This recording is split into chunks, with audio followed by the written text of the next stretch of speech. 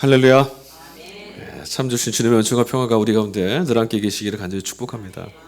우리 이렇게 한번 인사했으면 좋겠습니다. 예수 부활하셨습니다. 한 번 더 인사하겠습니다. 예수 생명 내 생명입니다. 마지막으로 한 번만 더. 이 모든 일을 하나님이 하셨습니다. 아멘. 감사합니다. 부활절 맞아서 교회가 더 풍성해진 것 같습니다. 감사합니다. 오늘 일독서 우리가 함께 읽은 구약본문 이사야서 25장 말씀입니다. 고통, 고난, 슬픔, 아픔, 처절한 역사의 한복판을 지났던 자기 백성들을 하나님께서 풍성한 잔치로 이끌어내시겠다고, 풍성한 잔치로 초대해 주시겠다라고 하는 약속의 말씀 우리 같이 읽었습니다. 하나님께서 죽음을 영원히 멸하시겠다고 약속해 주셨어요. 그러니까 이스라엘은 앞으로 다시는 이민족들에 의해서 멸망당하거나 죽을지도 모른다고 하는 이 죽음의 공포에 내몰릴 일은 없을 겁니다. 오늘 함께 우리가 맞이하는 이 부활절 아침, 이 부활절 아침에 참으로 어울릴 만한 놀랍고 기쁘고 복된 그런 말씀입니다. 애당초 이스라엘 백성들은 이 땅을 뺏길 일이 없습니다. 왜냐하면 하나님께서 아브라함 때부터 약속하셨거든요. 이 땅을 영원히 너희의 땅이 되게 하겠다. 그런데 오늘 이사야를 통해서 이 말씀을 들을 때 이스라엘이 처했던 상황은 뭔가 좀 문제가 생겼습니다. 북왕국 이스라엘은 이미 이민족 아수르에 의해서 망했습니다. 또한 유다 역시 바벨론이라는 제국에 의해서 초토화될 위기에 지금 내몰려 있습니다. 그러니 여러분, 이런 현실 앞에서 모든 서러움, 모든 아픔, 모든 절망, 죽음의 공포는 다 끝났다라고 하는 이 예언자의 말이 이스라엘 백성들에게 들릴 리가 없습니다. 우리는 질문해 봐야 됩니다. 대체 무슨 일이 있었던 걸까? 왜 이렇게 됐을까? 하나님이 여러분 이 백성에게 해주셨던 약속이 거짓말은 아니었을 거 아닙니까? 혹시 철석같이 믿고 있던 그 하나님이 훌쩍 어디론가 떠나버리신 겁니까? 아니면 그도 아니면 이 백성들과 변하지 않는 약속이라고 주셨던 그 약속 까마득해 잊은 채 하나님이 지금 주무시고 계시는 것은 아닐까? 이런 현실을 하나님께서 방관하시는 것 같아서 우리는 하나님께 해명을 요구합니다. 하나님 약속하셨지 않습니까? 도대체 이게 뭡니까? 그런데 선지자들은 한결같은 목소리로 하나님은 무죄이시라고 변론합니다. 오히려 하나님은 이스라엘을 버리신 적도 없고 하나님의 약속을 어기신 적도 없다라고 말합니다. 이게 역사와 현실을 꿰뚫어 보았던 선지자들의 통찰력이었습니다. 그렇다면 여러분, 결국 여기에 이런 상황에 떨어지게 된 책임은 고스란히 하나님을 버린 이스라엘에게로 돌아갈 수밖에 없겠죠. 사람들은 이 예언자들의 추궁에, 책임을 묻는 이 추궁에 이렇게 볼멘소리로 항변했을 겁니다. 우리가 언제 하나님을 믿지 않았던 적이 있습니까?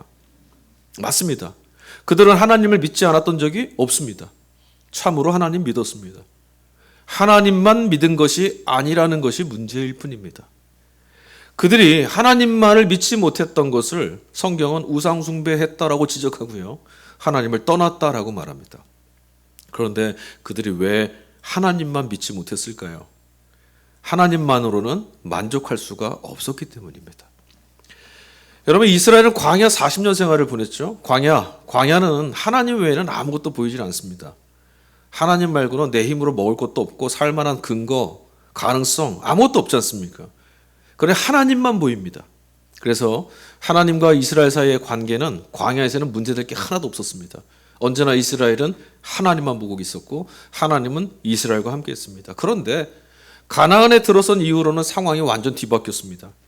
가나안에 들어서고 보자 뭐가 보였냐면 바알, 아세라, 몰렉 같은 우상을 믿고 있던 이민족들이 눈에 들어왔습니다. 그들은 날마다 강성해져 갔습니다. 강해지고 땅도 넓어지고 무섭습니다.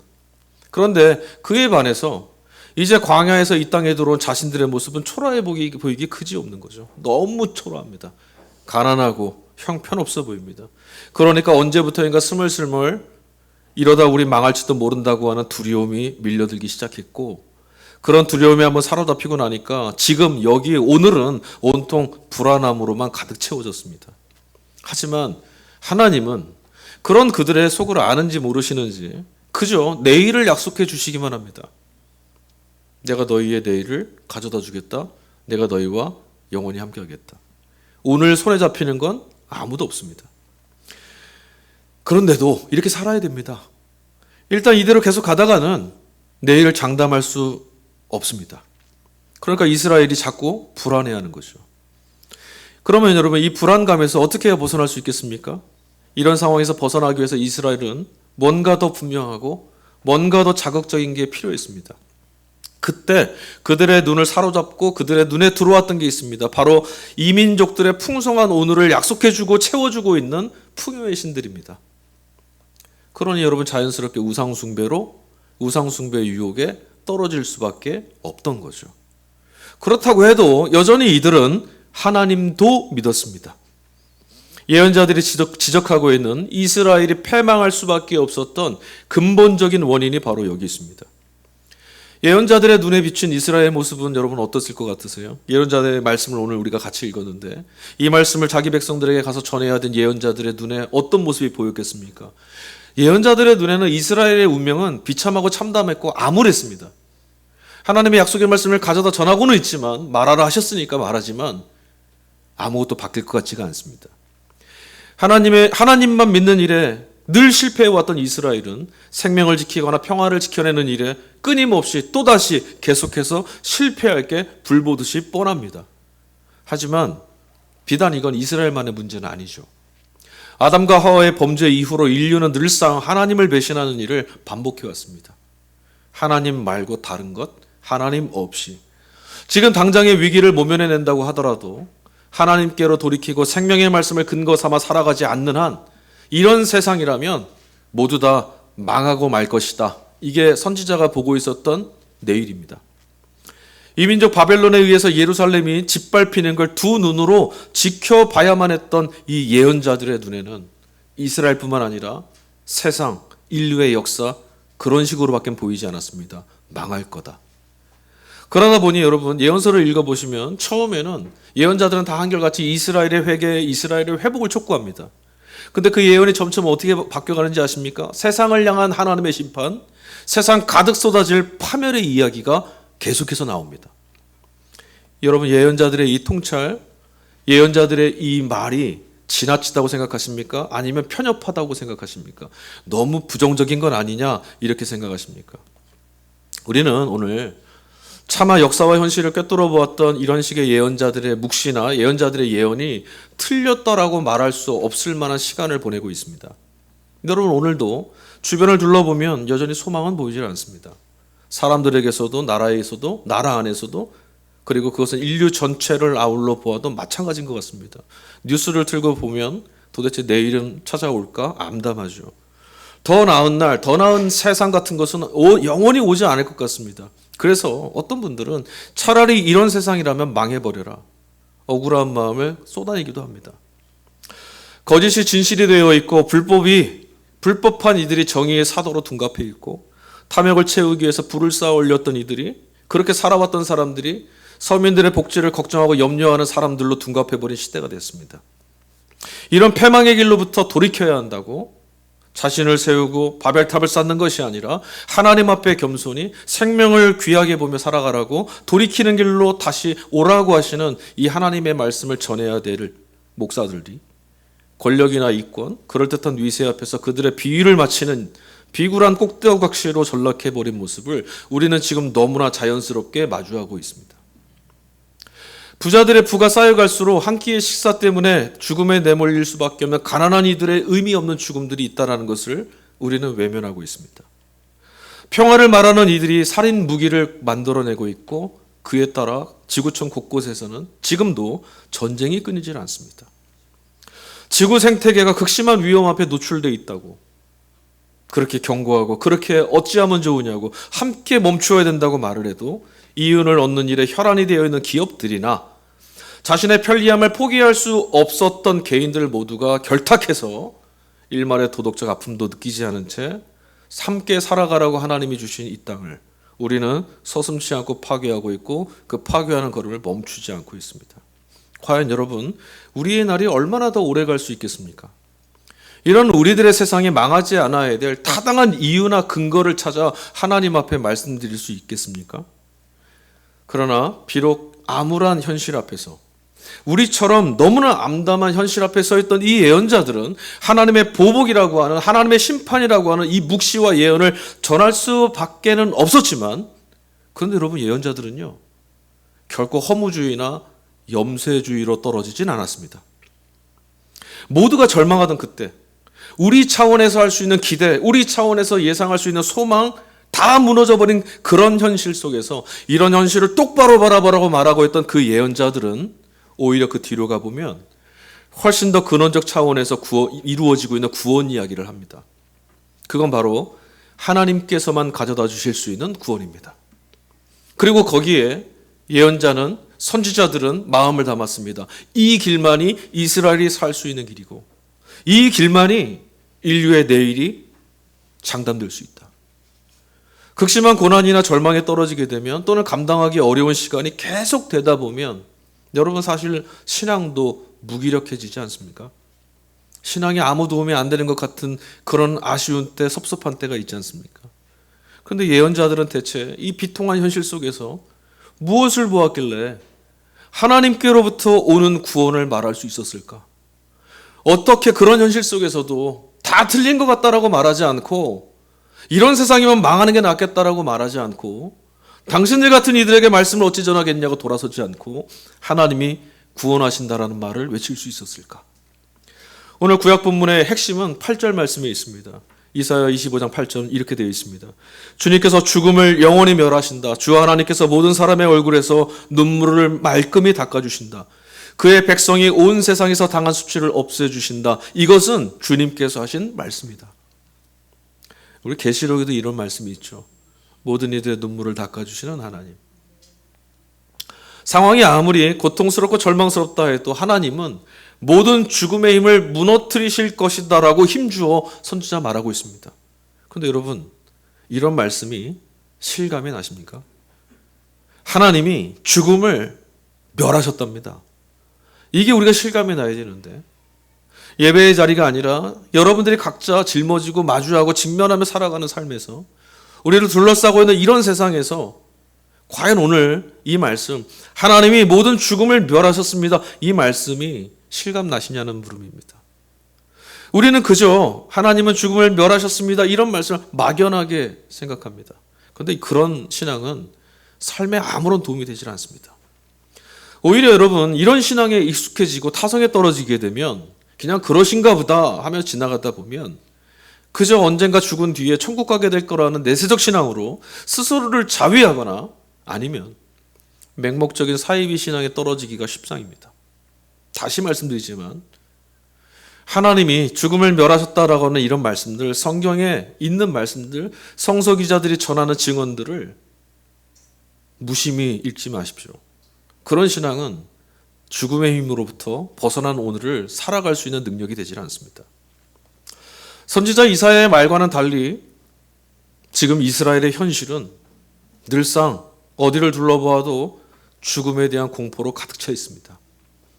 삶의 이야기, 살아가는 이야기, 살아갈 소망에 대한 이야기는 전혀 보이질 않고, 저기도 죽었고 여기도 죽었고 내일도 죽을지 모른다. 무너질 것 같은 이런 현실, 이런 세상이 무너질 것 같은 조짐은 눈에도 보이질 않습니다. 오늘날도 여전히 죽음은 막강한 힘입니다. 누가 뭐래도 죽음은 강력하고 무섭습니다.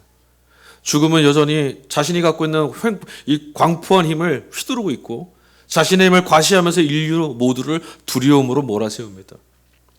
바다 건너 전쟁의 포화 속에서, 혹은 가난과 질병에 의해서 생과 사의 갈림길, 그 벼랑 끝에 내몰려 있는 어떤 이들을 우리가 떠올리지 않아도 오늘 저와 여러분들이 살아가고 있는 이 땅에서도 여전히 죽음은 서럽습니다. 죽음 때문에 서럽고 억울하고 절망해서 흐르는 눈물이 마르지 않는 게 현실 아닙니까? 제 아무리 대단한 것들을 이루고 그런 것들을 우리가 얻어냈다고 해도 우리는 모두 다 결국은 무방비 상태로 찾아오는 죽음 앞에 아무도 예외 없이 그 앞에 서게 될 겁니다. 그 순간이 되면 우리가 쌓아 올렸던 것이 얼마나 허무한 것인지 우리는 번개처럼 추락하고 말 겁니다. 두렵죠. 말씀을 읽을 때, 설교를 들을 때 예배의 자리에서는 아멘이 되었는데, 마주하게 된 현실 앞에서는 선지자가 전했던 이 묵시가 헛된 망상이나 죽음의 공포에서 벗어나려는 심리적 위안 따위로 전락해버릴 때가 너무나 많다는 겁니다. 그러니 우리의 신앙을 향한 세상 사람들의 조롱 앞에서 우리가 답할 수 있는 정직한 답변이 자꾸 궁색해집니다. 죽은 자는 살아 돌아올 수 없고 바뀌는 것은 아무것도 없다면 혹시 우리가 헛된 꿈과 망상에 사로잡혀 있는 것은 아닐까요? 여러분, 2000년 전 예수께서 부활하셨다라고 하는 이 소식 앞에 우리가 응답해서 이곳에 모였는데 과연 죽은 자는 다시 살아나고 있습니까? 오늘 이 아침에 우리는 마치 예언자의 상상 정도로만 보였던, 구약 본문을 외쳤던 예언자들의 마음속에, 상상 속에, 혹은 하나님이 주신 말씀의 소망 안에만 존재하는 것처럼 보였던 이 묵시나 예언이 단순한 신화나 환상이 아니라 인류의 구체적인 역사 안에 실현됐던 단 한 번의 사건을 기억하고 있습니다. 그건 바로 그리스도이신 예수의 부활입니다. 네, 부활 자체가 터무니없고 엉터리같이 들리실 수도 있습니다. 그러나 여러분, 예수님의 제자들도, 이 부활의 첫 증인들도 자신들에게 일어났던 이 일이 결코 상식적이지도 않고 일반적이지도 않고 보편적이지도 않은 일이란 건 너무나 잘 알고 있었습니다. 그래서 그들도 처음 부활에 목격하는 그 현장에 있을 때 자신들이 헛것을 본 것은 아닐까, 귀신을 본 것은 아닐까 의심했고, 부활하신 주님을 보았던 마리아도, 이 여인도 동산지기, 당연히 예수님은 아니고 부활할 그런 일은 있을 수 없으니 동산지기 즈음으로 여길 수밖에 없었습니다. 그런데 여러분, 분명한 것은 오늘 우리가 함께 전해드린 이 부활의 이야기가 어떤 여인에게 또는 몇몇 제자들에게만 일어난 것이 아니라는 겁니다. 여러 제자들에게 이 사건은 경험됐습니다. 공생의 기간 동안에 예수님을 단 한 번도 뵌 적이 없었던 바울 사도 역시 주님의 부활을 경험했습니다. 역사 속에서 하나님의 구원을 갈망했던, 하나님의 구원 없으면 살 수 없다고 하나님만, 하나님의 정의만, 하나님의 공의만, 하나님의 구원만 갈망했던 수많은 우리 앞서 걸어간 성도들도 주님의 부활을 믿었습니다. 그리고 오늘 우리도 이런 세상이다라고 하고 있지만 오늘 주님의 부활을 믿고, 그래서 오늘 이 말씀에 응답해서 예배의 자리에 있습니다. 그러므로 여러분, 부활이라는 것은 어떤 이들에게는 들리고 경험되는 사건이면 틀림없는 것 같습니다. 그래서 저는 우리가 깨닫든 깨닫지 못하든, 우리가 이해하거나 받아들일 수 있든 그렇지 않든, 저는 하나님께서만 가져다 주실 수 있는 일, 죽음을 멸하시는 그 일이 지금도 우리가 숨쉬고 있는 이곳에서 계속되고 있다는 이 사실에 저의 운명을 걸고 살고 있습니다. 초기교회 안에서 전해졌던 예수 부활에 관한 빈무덤 이야기, 여러분, 이것은 결코 미신이나 광신이 아닙니다. 반대로 예수 부활의 이야기를 듣고 말하고 기억하고 그 이야기에 참여한다는 것이, 오늘 우리처럼 신앙하며 나간다는 것이 지적인 살인을 하거나 자기 강화에 머물라고 말하는 것도 아닙니다. 부활을 전하는 증인들의 증언은 죽음을 이길 수 있는 생명이 있다는 것, 죽음도 깨트릴 수 없는 참으로 귀한 생명이 있다는 그 사실 하나와, 또 하나, 이건 하나님께서 예수 그리스도 안에서 이루어내셨던 생명 사건이다라는 것, 그 다음 더 중요한 게 있어요. 그런 것을 볼 수 있는 영적인 눈이 트여질 수 있는, 영적인 눈이 트여진 자들에게만 보이는, 생명을 주의 깊게 바라볼 수 있고, 어디에 생명이 있고 어디에 죽음이 있고 어느 것이 생명 살리는 자이고 어느 이들이 죽음을 가져다 주는 사람들인지 분별할 수 있는 사람들, 그런 이들에게 드러나는 사건이라는 거죠. 어떤 형태로든 2000년 전에 예수께서 부활하셨다라는 부활 경험을 했던 그들에게 일어난 일이 그들에게는 사실이라면, 적어도 오늘 우리가 함께 읽은 구약의 말씀 이사야의 묵시는, 죽음을 멸하셨다라고 하는 하나님 이야기는 그들의 증언 안에서는 적어도 이미 이루어진 사실입니다. 물론 오늘의 현실에서는 여전히 죽음은 그대로인 것처럼 보입니다. 아니, 오히려 더 기승을 부리는 것처럼 꿈틀꿈틀대죠. 여러분은 어떻게 하시겠습니까? 2000년 전 예수의 부활이라는 것이 결국은 아무짝에도 오늘 나에게는 쓸모없는 것 아니냐, 여전히 죽음이 이렇게 시퍼렇게 살아있는데 그 이야기가 나에게 무슨 소용이 있느냐. 이런 조롱에 주눅든 채 회의에 떨어져 계시겠습니까? 아니면 모르겠다. 난 잘 모르겠다. 믿어지지 않고 사실이 아닌 것 같아도 그래도 예수는 부활했다라고 외칠 수밖에 없다. 이렇게 하시겠습니까? 여러분은 어느 편에 서 계십니까? 주님께서 부활하셨던 그날의 아침, 여전히 하나님께서 시작하신 이 놀라운 일이 그날 일어났다는 것을 전혀 알아차리지 못한 채 죽어있는 것처럼 잠들어 있던 사람들이 있었습니다. 그런데 똑같은 그날 새벽에 어떤 사람들은 놀라운 일들을 경험했죠. 여전히, 그리고 아직도 어떤 이들은 보고 어떤 이들은 보지 못합니다. 어떤 이들은 듣고 어떤 이들은 듣지 못합니다. 하나님이 하시는 일들은 늘상 이런 식입니다. 부활은 언제나 사람이 다시 사는 그런 일이 있느냐 없느냐 이런 문제가 아니라 하나님이 하시는 일을 알아차릴 수 있는, 하나님은 구원하시는 분이라는 것, 하나님이 지금도 우리 가운데서 이런 세상 한 틈에서도 구원의 일을 하고 계시는 분이시라는 것을 알아차릴 수 있는 눈이 트여 있느냐 그렇지 않느냐, 이런 문제라는 거죠. 부활은 그런 식으로밖에 경험할 수 없습니다.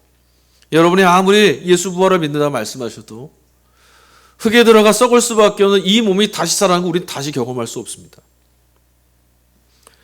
같은 본문, 평행 본문의 요한복음 20장에 예수님이 이런 말씀을 하셨어요. 마리아가 깜짝 놀랐거든요. 예수님 맞으시군요. 라보니, 주님이시군요. 그럴 때 마리아가 예수님을 덥석 잡으려고 그랬습니다. 얼마나 반가웠으면 그랬겠어요. 그때 예수님이 이렇게 말씀하셨습니다. 너는 내게 손을 대지 말아라. 내가 아직 아버지께로 올라가지 않았다. 이제 내 형제들에게 가서 이르기를 내가 나의 아버지 곧 너희의 아버지 너의 하나님 곧 너희의 하나님께로 올라간다고 말하여라. 자, 여러분, 왜 예수님께서, 부활하신 예수님께서 마리아에게 자신의 몸에 손대지 말라고 하셨을까요? 손을 대보고 정말입니다 됐으면 증언하실 수 있을 거 아니에요. 대신 만지지 말라고 하셨어요. 금하셨어요. 엄히 금하셨습니다. 왜 그랬겠습니까? 아버지께로 올라가신다는 것은 높이 들리신다는 것은 만유 가운데 그리스도로 세움을 받고 높임 받으신다는 거예요. 다시 말하면 누구나 알 수 있는, 예수가 그리스도라는 걸 누구나 알 수 있는 그때를 말하는 거죠. 근데 아직 그때가 안 됐다라는 겁니다.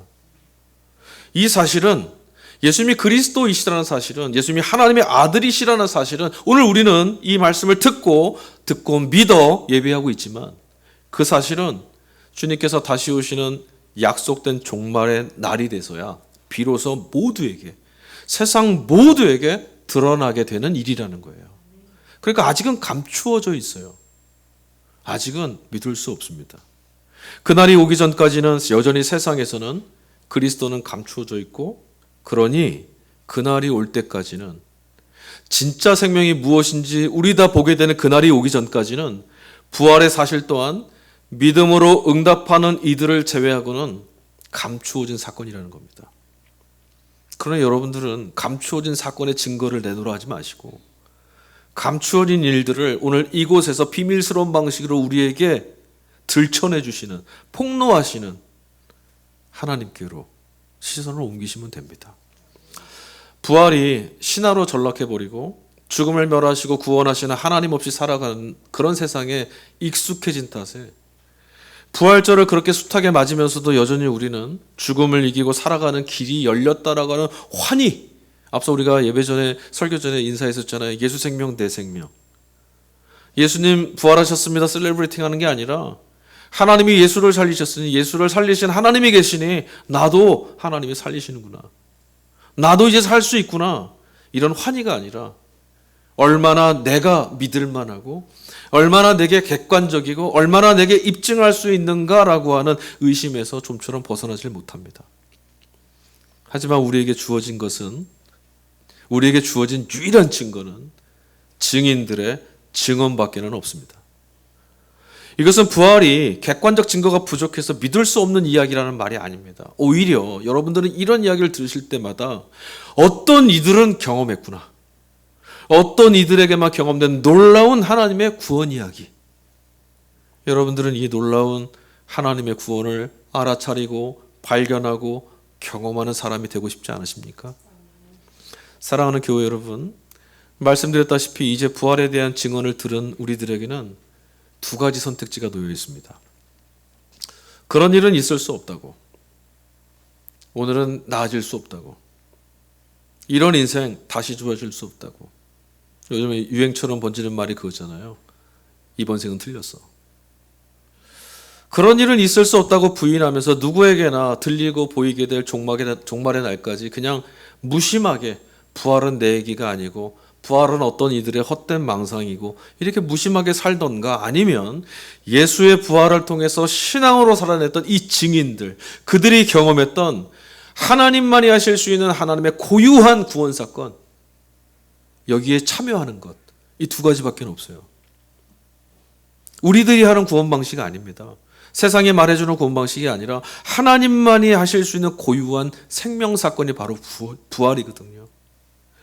생명을 엿보고 하나님의 구원을 경험하는 이런 식의 믿음과 통찰, 여러분 이게 저절로 되겠습니까?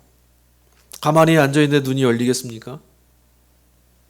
하다못해 여러분 못된 습관 하나 고치려고 해도, 외국어를 배우거나 악기 하나 연주하는 것을 배우려고 해도 숱한 시간 마음을 담고 힘을 쏟아야 되는데, 그렇다고 해서 여러분 제가 이 말씀을 드리는 게, 그럼 앞으로 여러분은 쉬지 말고 기도하시고 열심히 예배드리시고 봉사도 하시고 헌신도 하시고 전도 많이 하시고 쉬지 않고 열심히 이 말씀 드리는 건 아닙니다.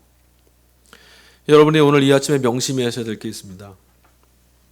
예수님을 죽음에서 일으키신 것은 하나님이 하신 겁니다. 부활이나 영생이라는 것은 우리 열심이나 우리 노력에 달려있지 않다라는 말씀입니다.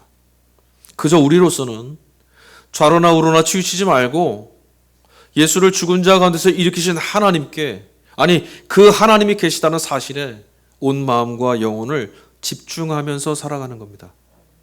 여러분, 혹독한 겨울을 나면서도 봄을 갈망하며 사는 사람들이 있죠. 혹독한 겨울, 무슨 이런 추위가 있냐고, 먹고 살기 너무 힘들다고 불평에 떨어지는 사람들이 있는가 하면 봄이 올 것이라고 봄의 소식을 기다리는 사람들이 있습니다. 여러분, 이런 사람들은요, 얼어붙은 개울 안에서도 물방울 떨어지는 소리를 듣습니다. 이런 사람들은 나뭇가지 안에서도 살이 통통이 올라서 꽃을 피울 봄이 오고 있다는 것을 봅니다. 하나님의 구원을 갈망하면서 우리 앞서 걸어갔던 증인들, 그들은 결국 어떻게 됐습니까? 깨닫게 하시는 성령의 도우심을 통해서 예수 부활이라고 하는 사건, 하나님의 구원 사건 안에 그 경험 안으로 들어갔습니다. 하나님은 지금 우리와 함께 계시는구나, 하나님이 구원하시는 분이구나라고 하는 고백, 그런 고백을 내뱉을 수 있는 삶으로 들어간 거죠. 여러분도 오직 깨닫게 하시는 이의 은혜가 임하는 날까지 힘을 다해서 진리를 알기 위해, 하나님을 알기 위해 구도하시고 정진하셔야 합니다. 어떤 이들처럼 자판기에 동전 넣으면 나오는 그런 구원은 없습니다. 하나님은 모든 일을 찾아가시는 분이시지만 부활하신 예수는 죽은 자들의 세상을 가로지르면서 살아있고자 하는 이들, 하나님의 구원의 손에 이끌려서 나는 살아야겠다고 용기를 내는 이들을 찾아가시는 분이거든요. 사랑하는 교회 여러분, 여전히 죽음이 맹위를 떨치고 위세를 자랑하는 그런 세상입니다. 하지만 여러분, 두려워하지 마십시오. 그런 것들은 다 허상입니다. 겨울바람이 아무리 매섭다고 해도 드리워지는 봄볕에 녹기 시작한 개울물을 막을 수는 없는 법 아니겠습니까? 우리에게는 겨울바람에 내몰린 이들에게 전해졌던 따뜻한 봄의 봄 기운처럼 하나님께서 죽음을 멸하셨다라고 하는 소망의 소식이 전해졌습니다. 여러분, 죽음은 이미 깨지기 시작했습니다. 예수는 다시 사셨기 때문입니다. 하나님께서 예수님을 다시 살려내셨으니 이제 죽음의 세력이란 영원히 무너질 수밖에 없습니다.